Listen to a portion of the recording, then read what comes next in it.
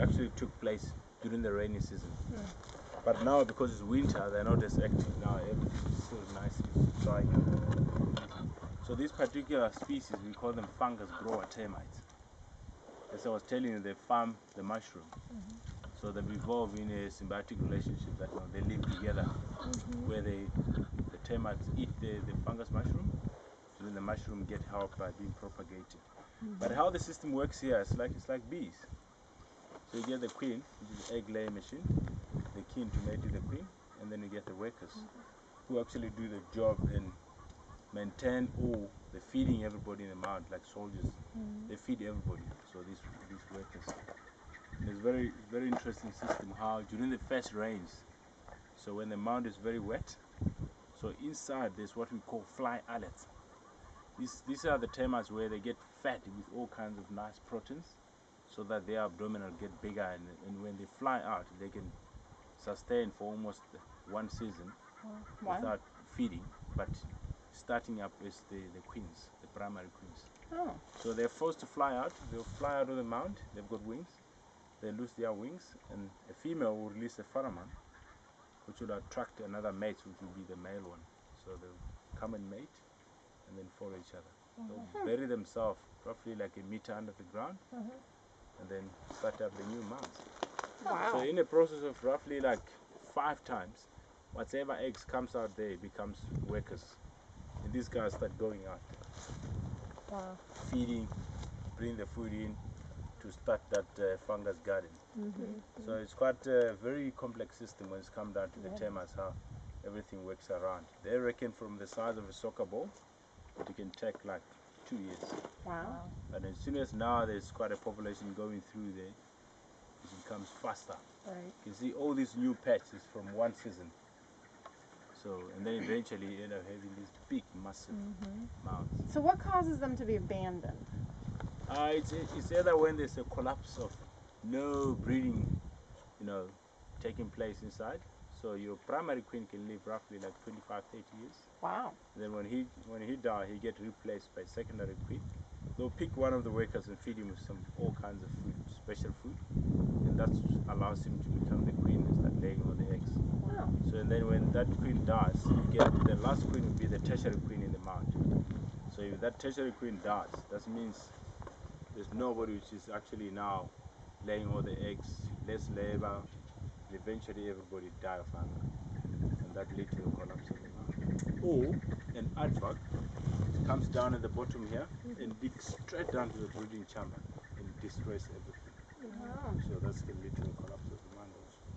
But what these guys do, when this guy is digging here, they sense him, they feel him coming in, and then they pile up almost like half a meter on the queen. So by the time the advert gets there, he's just eating all these workers and soldiers. When he leaves, at least the queen survives. And he replaces everybody. He lays all those thousands of eggs. Then everybody who has been killed back to normal again.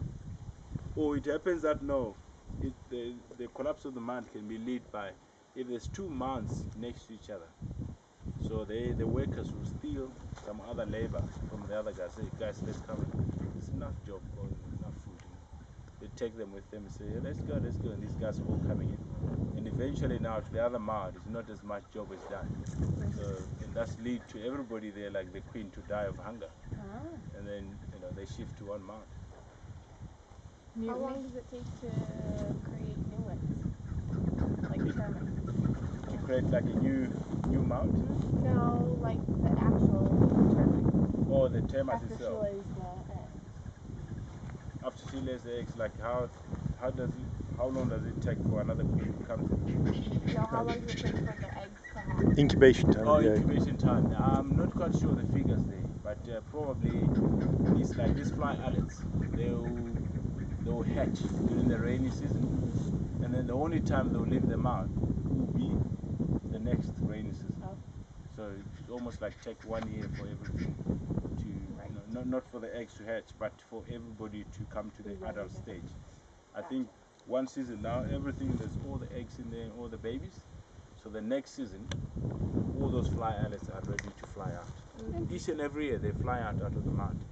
If you come during the first rains on January, a dinner table, you're trying to have your dinner, it's termites flying there. Oh wow. Or they come to the light. Oh. And people eat the termites.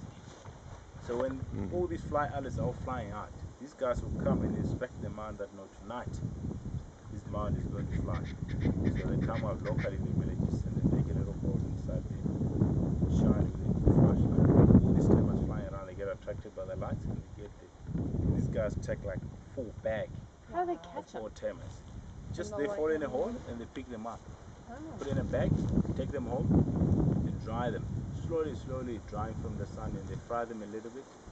So they can eat them like, just like, you know, like peanuts. How old do you think this mound is? How? How old? It's hard to tell. This looks to be not that very old now. I was thinking maybe between, I'll say maybe 40 years. 40. Not that old. 40. Yeah. They can plus minus life expectancy. You know, the mound can sit there for more than 100 years. But Wow. you know, to see it being active like this, it probably is down to 40, 50s. So when you get around 65, 70, you might not see any new structures, because that might lead to the last of the green. But you can see there's lots of stuff there. And so this is a nice, fresh going termite. And you always see them bending. So that's actually something to do with the sun. When the sun is rising over there, there'll be actually new structure going on. Start heating up one side of the mountain, and then that's slowly bending to the side where the sun is not reaching to. That's why all the time it's like bending towards the western side, because it depends on where the sun was as well. You know, it's like last night they were busy building, and as the sun comes up, it starts drying up this one side, and that side is still